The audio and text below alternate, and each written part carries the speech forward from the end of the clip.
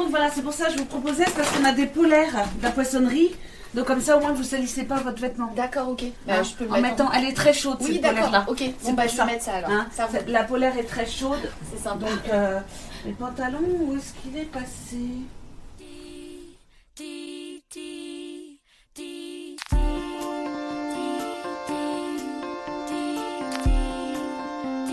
L'odeur du poisson aussi, ça imprègne. Nous, on est habitués. On est habitués. Mais même si on sent justement quelque chose qui n'est pas frais, on le sent. Parce que justement, le poisson, les gens disent, ah, le poisson, ça sent. Bah, le poisson, ça sent s'il n'est pas frais. S'il est frais, ça sent pas. Oui, bah oui, depuis que je suis née, j'ai jamais acheté de poisson. Ah oui, je suis née dedans, hein, ça c'est clair. Elles sont d'ici, épisode 3, Sandrine. J'arrive, on ouvre le rideau parce qu'il faut sortir les tables et pour pouvoir faire l'étalage. D'accord. Hein, il faut passer les bacs de glace, il faut passer tout. Donc, Il y a un peu de boulot avant que les premiers clients arrivent. c'est ça. Et vous êtes levée à quelle heure, Sandrine, ce matin? Alors moi ce matin, je me lève pas de bonne heure. Je me lève pas de bonne heure, je me lève à 6h. D'accord. Maintenant, avant, on commençait beaucoup plus tôt que ça. On commençait jusqu'à 5h30 le matin. J'avais mes enfants en bas âge. Je préparais les petits pots pour mes enfants le matin. Je me levais un quart d'heure plus tôt. Je me levais à 4h15 au lieu de 4h30 pour préparer les pots.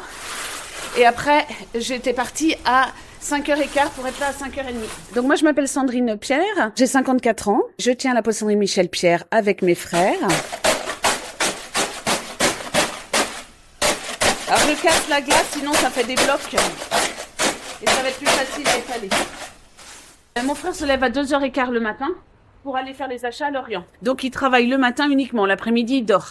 Il dort de 3h à 6h à peu près. Parce qu'il fait une nuit de 3h et une autre journée de 3h. Christophe, voilà. Et j'ai un autre frère Philippe qui est en retraite maintenant, qui le remplace quand même. Hein. Quand mon frère est en congé, je ne vais pas à Lorient, moi je fais pas les achats. Il faut être là aussi le matin, l'après-midi au magasin. Donc c'est mon frère qui est en retraite qui le remplace aux achats. Et puis j'ai les goélands. Les goélands, bon ça verra ça tout à l'heure. C'est vrai. Qui vont venir manger, donc il faut que je fasse les choses qui sont derrière. Je les fais le matin de bonne heure parce que je sais que j'ai pas trop de monde. Alors là je vais mettre des gants parce que la glace est un peu froide. Donc ça, c'était à l'entrée des Halles aux Poissons en 1967. Votre papa, il est où? Là, ici, avec la cigarette au bec. Mon père faisait des tournées. Donc il avait le matin les Halles aux Poissons. Et après, pour vendre le poisson, il faisait des tournées. Parce qu'au tout début, mes parents, ma mère avait une place, elle vendait 0 poisson. Et par contre, la dame à côté, qui était là depuis longtemps, vendait tout son étal. Parce que ma mère venait de commencer. Donc ma mère commençait et mon père faisait des tournées dans les communes environnantes. Donc il y a des périodes où mon père prenait des cachets pour pas dormir. Il dormait 2 heures la nuit. Dans les campagnes, on allait livrer le poisson. Les gens ne se déplaçaient pas sur Vannes. Et après, cette personne-là a pris sa retraite. Ma mère a pris sa place. Et c'est comme ça que mes parents ont continué à vendre le poisson. Mais quand on vient d'arriver, on vient de débuter, il faut faire sa clientèle. Hein. Donc là, on voit bien, c'est de la paillette. Hein. Donc c'est que de l'eau. Souvent les clients l'été, surtout notamment les Anglais, demandaient s'il y avait des produits dedans. J'ai dit non, directement whisky. Et là, ils comprennent que il n'y a pas de produits chimiques, c'est que de l'eau. Ça c'est que de l'eau, vous mettez directement à l'apéro. Avec mes frères, on vendait des sardines dehors. En fait, il y avait 3 étalages de sardines et toutes les semaines on tournait. On n'avait pas la même place toutes les semaines. Donc, je me suis retrouvée à 15 ans à être dehors toute seule à vendre des sardines. Et en fait, autrefois, les concurrents, bon, c'était des gars de l'âge de mes frères. Donc, ils criaient pour que les gens viennent acheter leurs sardines. Tandis que moi, j'étais un petit peu timide, donc je ne le faisais pas. Après, avec l'âge, je l'ai fait plus tard. Vous entendez le goéland là? Alors, soit il est sur le store du voisin, sur le petit du rebord, ou soit il est sur le toit là-haut. Et puis, il y en a un qui fait sa loi. Ah bon? Ah oui, là, il y en a un, il fait sa loi. Donc, c'est lui qui a le droit à manger. Alors, si je mets à manger, il y en a plein qui vont rêver. Et puis après, ils vont partir. En 1987, on a ouvert ici. Mes parents ont trouvé après la poissonnerie ici. En fait, c'était pas une poissonnerie, c'était une bonneterie. Une bonneterie? C'était une bonneterie, une mercerie. Même pas une mercerie, une bonneterie. Ici, et là, à la place de la poissonnerie. À la place de la poissonnerie. Le magasin s'arrêtait au mur en pierre. Mais mon père a acheté le magasin, mais sans avoir visité. Donc à l'époque, les autres poissonniers disaient « Oh, t'es à côté des halles aux poissons, ça va pas marcher ». Comme mes parents avaient une bonne clientèle dans les halles, on avait du mal à passer entre deux étals dans les halles aux poissons. Donc on a gardé quand même pas mal d'années l'étal sous les halles et puis après on l'a vendu.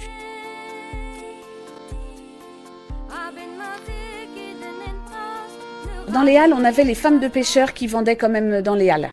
Ça, je me souvenais. Puis on avait une bonne ambiance dans les halles.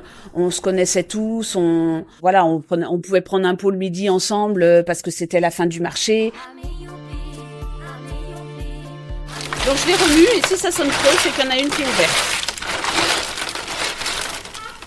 Et donc il faut que je la cherche pour n'avoir que du bien vivant sur la table.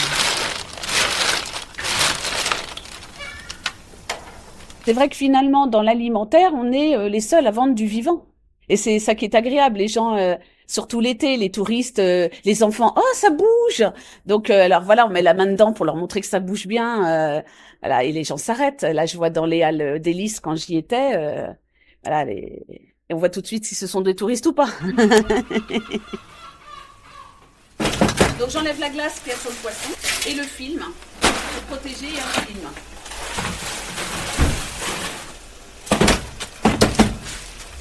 Et là, ça me permet de voir ce qu'il y a pour comment faire mon étal. Vous avez quoi là alors? Alors sur le dessus, on a tous les filets et les darnes. Et après, j'ai le poisson entier. Ah oui, on voit les yeux là. Mais j'ai eu la chance d'avoir un mari qui travaillait un peu moins, puisque autrefois, ici, je faisais, quand mon frère était en vacances, 70 heures par semaine. Donc là, maintenant, on fait beaucoup moins d'heures parce qu'il y a aussi moins de travail. Autrefois, les supermarchés n'avaient pas de poisson. Donc les gens venaient forcément sur Vannes chercher. Maintenant, il y a du poisson partout. Dans les petites communes, il y a des petits marchés avec du poisson. Donc on a beaucoup plus de concurrence. Ah, c'est de la raie ça? Voilà, de la raie. Donc en ce moment, on a plutôt de la grosse raie de petits bateaux. Les rougets, j'attends toujours pour les mettre parce que les goélands viennent me les voler. Oh, c'est pas vrai. Donc ceux-ci vont être cachés de mon côté. Sinon, dès que j'ai le dos tourné, ils me volent un rouget. Comme ils ne mangent que certains poissons.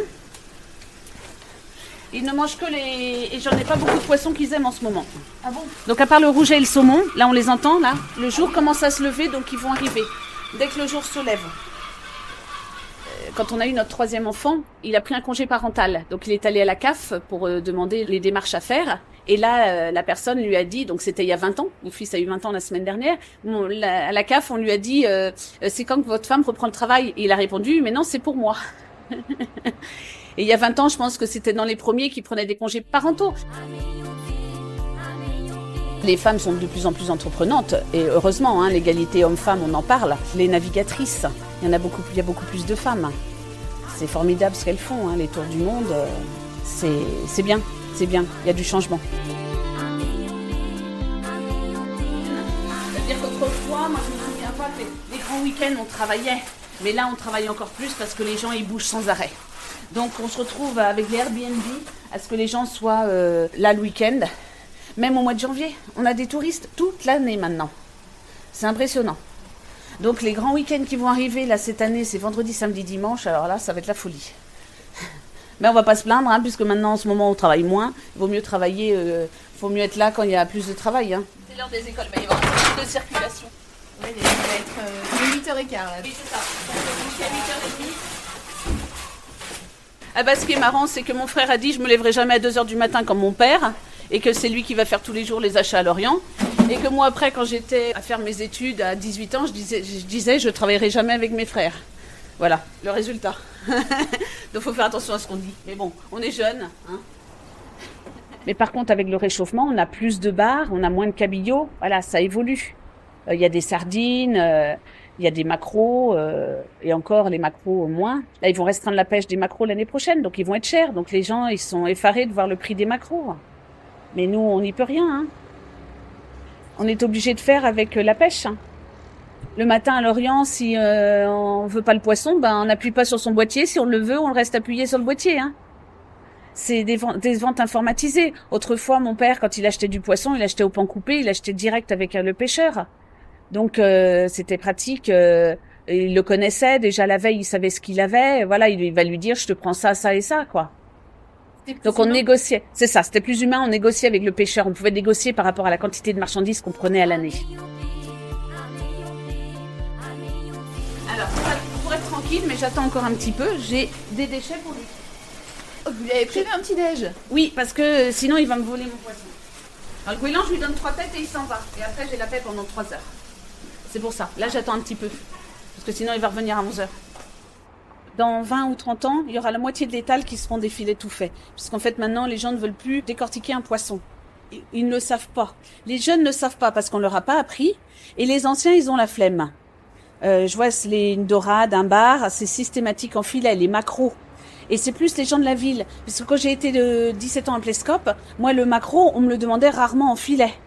Le bar, les gens l'achetaient entier. Ça arrivait qu'on me le demande en filet. Tandis qu'ici, c'est presque systématique. Quand un client le prend entier, on est presque étonné. Bonjour monsieur. Bonjour. Alors, c'est la petite crevette du Golfe aujourd'hui, mais elle est pas chère, mais elle est petite. Hein, c'est pas la même, elle a un petit goût plus sucré. Mais elle est à 2,50 les 100 grammes. Voilà, mais c'est pas celle du large. On arrive à la fin de la saison, là, maintenant. Hein. Oui. Donc, Pour l'apéro, il y en a. c'est difficile, quoi. Ah, mais moi, je décortique tout, mais j'adore décortiquer. Hein. Ça, j'ai été baignée dedans, donc on a toujours appris à décortiquer. Mais sinon, vous enlevez la tête, vous mangez le reste. Hein. Ils ont eu la fierté de voir mes enfants qui sont venus m'aider. Surtout mon aîné. Mon aîné dans mes enfants, il est venu à Noël une fois m'aider à travailler à Plescope. Et mon père venait le voir, il était fier. La tradition familiale se perpétuait en quelque sorte. Voilà, c'est ça. La retraite n'est pas pour tout de suite. Par contre, mes frères sont plus vieux que moi. Donc j'en ai un qui est en retraite et l'autre qui va prendre sa retraite d'ici 2 ans. Donc je ne vais pas continuer après toute seule. J'ai un autre projet professionnel. La poissonnerie va changer de main. C'était à mes parents depuis 1959 qu'ils ont commencé dans les halles aux poissons. Donc ça va faire bizarre le jour où on va vendre qu'il n'y aura plus rien, quoi. Il est pas loin. Ah bah ça y est, ils sont même 2. Oui, parce que la mère est... La mère et son petit? Oui, et puis ils savent bien les prendre dans le bon sens. Hein. Donc là, il y en a un qui est parti, et celui-ci, il est encore faim. Non, il part. Voilà. Donc là, je suis tranquille. C'était Elles sont d'ici, podcast de la ville de Vannes. Merci à Étienne Chausier pour la musique. Dans le 4e épisode, changement d'ambiance, on a rendez-vous avec Mélanie Leplein, la présidente du Cercle Celtique de Vannes, qui fête cette année ses 80 ans d'existence. Kenavo.